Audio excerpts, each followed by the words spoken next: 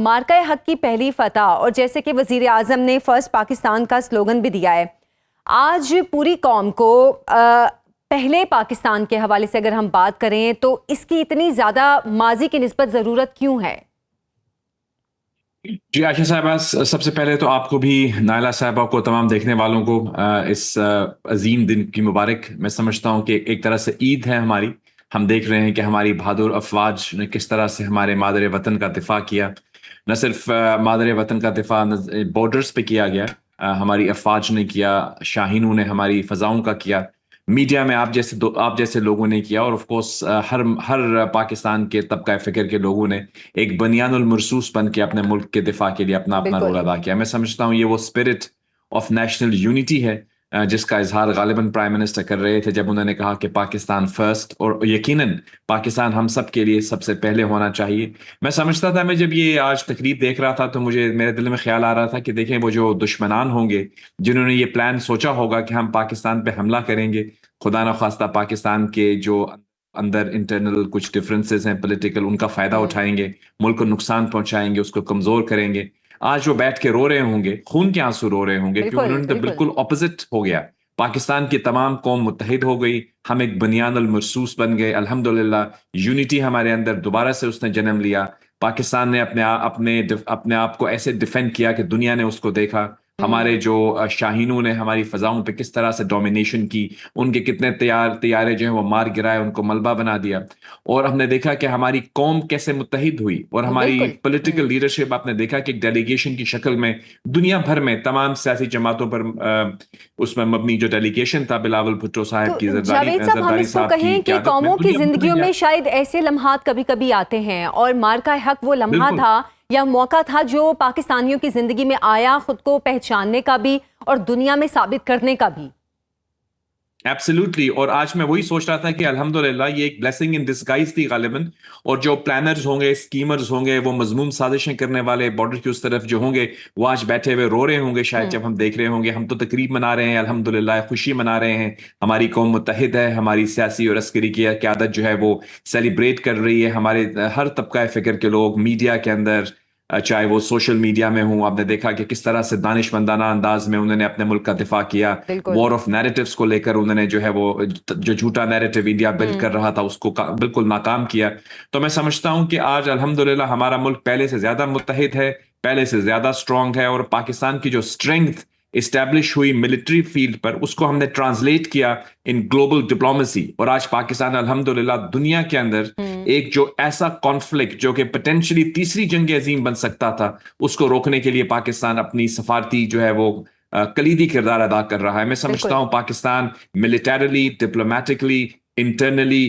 ہر انداز میں پہلے سے زیادہ بہتر اور مضبوط ابھر کے سامنے آیا ہے، اور یہ میں سمجھتا ہوں کریڈٹ ہمارے عوام کو جاتا ہے، ہماری لیڈرشپ کو جاتا ہے، ہماری عسکری قوتوں کو جاتا ہے، اور ہم تمام لوگوں کو جو دیکھنے والے سننے والے ہیں جن کے اندر یہ جذبہ پیدا ہوا ہے الحمدللہ کہ ہم ایک پاکستانی ہیں، Pakistan comes first. Political differences ضرور رکھیں، دیکھیے جمہوریت کے اندر آپس میں مختلف آراء کا ہونا کوئی بری بات نہیں ہے، لیکن کچھ ایسے معاملات ہوتے ہیں جیسے کہ ہمارا ملکی مفاد ہوتا ہے، اس کے لیے ہم سب کو ایک پیج پہ ہو کر ایک قوم بن کے سوچنا پڑے گا، اور یہ وہ اسپرٹ عائشہ صاحبہ آج ہمیں نظر آ رہی ہے جس پہ ہمیں دیکھ کے خوشی ہوتی ہے الحمدللہ۔ جاوید صاحب، پلوامہ کے بعد پہلگام واقعہ، پاکستان نے ہمیشہ کہا کہ اس کی انویسٹیگیشن کروائی جائے، عالمی ایجنسیوں سے اس کی انویسٹیگیشن کروائی جائے، اور ہمیں پتہ ہے کہ انڈیا اسرائیل سے بہت زیادہ اس کے اثر میں ہے، اور جس طرح اسرائیل نے 7 اکتوبر والے معاملے کے بعد غزہ کے حالات کیے ہیں، انڈیا کی بھی سوچ یہی تھی، لیکن جو جواب ملا یقیناً انڈیا ایکسپیکٹ نہیں کر رہا تھا۔ تو آپ کے خیال میں کیا دوبارہ ایسی کوشش کرنے کی ہمت کرے گا انڈیا کہ پہلے پلوامہ، پھر پہلگام، اور اس سے پہلے بھی بہت سے ایسے فالس فلیگ آپریشن ہوئے ہیں، تو کیا انڈیا کوشش کرے گا اسی طرح کا مزید فالس فلیگ آپریشن کرنے کی؟ دیکھیے ان کی کچھ کوششیں تو جاری رہتی ہیں، جیسے کہ ہم سمجھ سکتے ہیں کہ افغانستان کے اندر کچھ ایسے عناصر کو وہ سپورٹ کرتے ہیں جو پاکستان پہ حملہ آور ہیں۔ اس طرح سے پاکستان کے اندر بھی دہشت گردی کے کافی واقعات جو ہیں ان کے تانے بانے وہاں سے جا کے ملتے ہیں، تو کہیں وہ میں سمجھتا ہوں کہ ان کی مختلف حرکات و سکنات جو ہو ہی رہی ہیں، لیکن اب فل سکیل آف وار کرنے میں ان کو سوچنا پڑے گا، کیونکہ پہلی وار جو انہوں نے کی، جس کو 1 سال کے بعد ہم آج سیلیبریٹ کر رہے ہیں،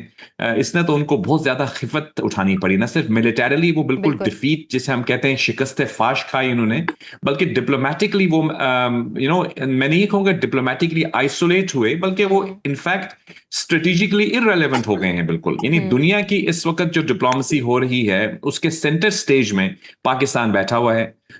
نائلہ چوہان صاحبہ سینئر سفارتکار ہیں، وہ آپ کو بتائیں گی کہ دیکھیے پاکستان کو انفارچونیٹلی ماضی میں کبھی کبھی بہت نیرو لینس سے دیکھا جاتا تھا. ہمیں کبھی ایف پیک کہتے تھے، کبھی کیا کہتے تھے. یعنی اوبیسلی ہماری جو اسٹرینگس اور ایبلٹیز تھیں ان کو پوری طرح سے ایکسیپٹ نہیں کیا گیا گلوبل اسٹیج پہ. لیکن آج الحمدللہ پاکستان جو ہے وہ گلوبل ڈپلومیسی کے سینٹر سٹیج میں بیٹھا ہوا ہے، and we are trying to mediate between a superpower and one of our neighbors. تو یہ ایک بہت بڑی ڈپلومیٹک اچیومنٹ ہے مارکہ حق کو ہی اس کا کریڈٹ جاتا ہے، کیونکہ جیسے آپ بھی کہہ رہے ہیں کہ اس سے پہلے گلوبلی ہمیں کسی اور نظر سے دیکھا جاتا تھا، لیکن اس مارکے کے بعد ہم نے دیکھا وہ تمام ملک، خاص طور پہ مڈل ایسٹ کی کنٹریز یا یورپین کنٹریز، انہوں نے پاکستان کی طرف کسی اور نظر سے دیکھنا شروع کیا کہ پاکستان نے منوایا ہے خود کو اس جنگ میں. ایبسلیوٹلی جی، بالکل. اور میں سمجھتا ہوں کہ اگر کوئی وہاں پہ جو پالیسی ساز ہوں گے ہندوستان کے، وہ تو شاید اپنے ناخن نوچ رہے ہوں گے، وہ سوچ رہے ہوں گے ہم نے یہ جنگ کر کے کیا کیا، ہم نے تو اپنے آپ کو بالکل ارریلیونٹ کر دیا، ملیٹریلی اپنے آپ کو ایکسپوز کر دیا، ڈپلومیٹکلی آئسولیٹ کر دیا. تو پاگل ہی ہوں گے اگر دوبارہ حملہ کریں گے. لیکن اگر ان کے دماغ میں ایسی کوئی خام خیالی ہے کہ ان کو مزید شوق ہے کرنے کا، تو ہمارے فیلڈ مارشل صاحب نے بالکل واضح انداز میں کہہ دیا کہ آپ اپنا ٹرائی کیجئے، ہم آپ کو ایسا سبق سکھائیں گے کہ آپ دوبارہ یاد رکھیں گے. لیکن اس کے باوجود میں آپ کو یہ کہتا چلوں عائشہ کہ دیکھیے پاکستان کی جو فورن پالیسی ہے وہ امن پر مبنی ہے. دیکھیے ہم تو دنیا میں امن کی کاوشیں کر رہے ہیں، تو ہم یہ بھی چاہیں گے کہ اگر ہم دنیا میں امن پھیلانے کی کوشش کر رہے ہیں تو وائی وڈ وی وانٹ کہ ہمارے خطے میں امن نہ ہو. پاکستان کی فورن پالیسی میں کوئی ہاسٹیلٹی نہیں ہے. ہم انڈیا کے ساتھ اچھے تعلقات چاہتے ہیں، ہم افغانستان کے ساتھ بھی اچھے تعلقات چاہتے ہیں. ہماری فورن پالیسی کا pillar is piece and stability in the region. لیکن انفارچونیٹلی وہاں پہ جو حکومت اس وقت براجمان ہے وہ انفارچونیٹلی جنگوازم، وار ہسٹیریا پھیلاتی ہے، پاکستان سینٹرک پالیسیز بنا کر وہ اپنے آپ کو غالباً دوام دینے کی کوشش کرتی ہے. لیکن ہم امید کرتے ہیں کہ وہاں پہ بھی کچھ سینئر ایلیمنٹس ہوں گے جو اس چیز کو ریئلائز کریں گے. اور دیکھیے اس خطے کے لیے اہم ہے کہ یہاں پہ امن ہو. جنگ کسی کے انٹرسٹ میں نہیں. آپ نے دیکھی کہ دنیا کی ایک بہت بڑی سپر پاور جو ایران میں بھی جنگ ہو رہی ہے، اس کے بعد بلینز آف ڈالرز لگانے کے بعد آج کیا بات ہو رہی ہے کہ ایک پیج ہوگا جس پیج کے اوپر دونوں سائڈز جو ہیں وہ اگری کر جائیں گے تو یہ جنگ ختم ہو جائے گا. مطلب کیا ہوا اس کا؟ یعنی at the end of the day آپ کو ڈپلومیسی سے ہی مسئلے کا حل کرنا ہے. تو میں سمجھتا ہوں کوئی بھی دانشمند بندہ ہوگا اگر ہندوستان میں تو وہ تو یہی سمجھے گا کہ اس مسئلے ہمیں جنگ کا کوئی فائدہ نہیں ہے. لیکن انفارچونیٹلی وہاں پہ کچھ اس طرح کے لوگ ضرور ہیں وہاں پر بھی ہیں یقیناً جاوید صاحب، لیکن ان کو آگے آنے کا موقع نہیں دیا جاتا، اور ہمیشہ ان لوگوں کو ہم مین سٹریم میں دیکھتے ہیں جو صرف جنگ کی بات کرتے ہیں. جاوید صاحب، ہم نے دیکھا ہے کہ گزشتہ کچھ سالوں میں دنیا میں طاقت کے توازن بدل رہے ہیں، چاہے وہ رشیا یوکرین وار کے حوالے سے ہو، یا پھر گزشتہ سال پاکستان اور انڈیا کے درمیان جو جنگ ہوئی، پھر ابھی جو ایران اور امریکہ اور اسرائیل کے درمیان چل رہی ہے. اتنی تیزی سے تبدیلیاں کیوں ہو رہی ہیں؟ اس کی کیا وجوہات ہے؟ طاقت کا توازن بھی بدل رہا ہے اور نئے اتحاد بھی بن رہے ہیں. جی بالکل. دیکھیے دنیا کی جو سفارتی ریلیشن شپس ہوتی ہیں آف کورس ان میں تبدیلیاں آتی رہتی ہیں. ہم دیکھتے ہیں کہ اکنامکس بھی اس کو ڈومینیٹ کرتا ہے، ملٹری ریلیشن شپس بھی ڈیولپ ہوتی ہیں. لیکن جہاں تک پاکستان کا تعلق ہے، میں سمجھتا ہوں کہ پاکستان کی جو ڈپلومیٹک سٹینڈنگ ہے وہ تو گلوبلی اس وقت اگر کوئی بھی شخص جو پاکستان کی سفارتی تاریخ سے واقف ہے وہ آپ کو یہی بتائے گا کہ Pakistan is at the pinnacle of its diplomatic standing. یعنی آج سے کچھ عرصے پہلے تک تو آپ کو یاد ہوگا شاید ہمارے اور امریکہ کے درمیان تھوڑی سی سرد مہری رہتی تھی، بلکہ ہماری ریلیشن شپ کو ٹرانزیکشنل بھی کہتے تھے. میں سمجھتا ہوں کہ جو ہم نے ہارڈ پاور اپنی اسٹیبلش کی اس جنگ کو جیت کے، اس نے ڈائریکٹلی امپیکٹ کیا ہے ہماری گلوبل سٹینڈنگ کو، اور ہم نے پازیٹیولی ٹرانسلیٹ کی ہیں اپنی سکسیسز جو ملٹری گراؤنڈ پہ تھی ان کو ڈپلومیٹک سٹینڈنگ کو انہانس کرنے میں. آف کورس اس میں ابھی مزید کام کرنے کی ضرورت ہے، بیکاز آف کورس ہم دیکھ رہے ہیں کہ اس وقت ہم نے یہ آف کورس ایک بہت بڑا جو مسئلہ ہے ریلیٹڈ ٹو امریکہ اور ایران، اس کی جو میڈیشن ہے وہ پاکستان اپنے کندھوں پہ لے کے چل رہا ہے. It's playing a very sincere efforts ہے ہماری, لیکن یہ بہت ہی پیچیدہ مسئلہ ہے کیونکہ ہر روز ہم دیکھتے ہیں کہ نئی ڈیولپمنٹ ہوتی ہے. کبھی لگتا ہے کہ یہ مسئلہ حل ہونے کو ہے, پھر کچھ اس طرح کی اسٹیٹمنٹس آتی ہیں کہ ہمیں دوبارہ سے سوچنا پڑتا ہے. اس کی ایک بڑی وجہ یہ بھی ہے کہ بہت سی چیزیں ایسی ہیں جو میڈیا گلیئر سے باہر ہو رہی ہیں, پسے پردہ ہو رہی ہیں, اور ہونی بھی چاہیے کیونکہ سینسٹیو معاملات ہیں. لیکن میں سمجھتا ہوں جیسے اگر انشاءاللہ یہ مسئلہ حل ہو جاتا ہے کسی نہ کسی شکل میں, اور اس خطے میں اسٹیبلٹی آتی ہے, اور جو گلوبل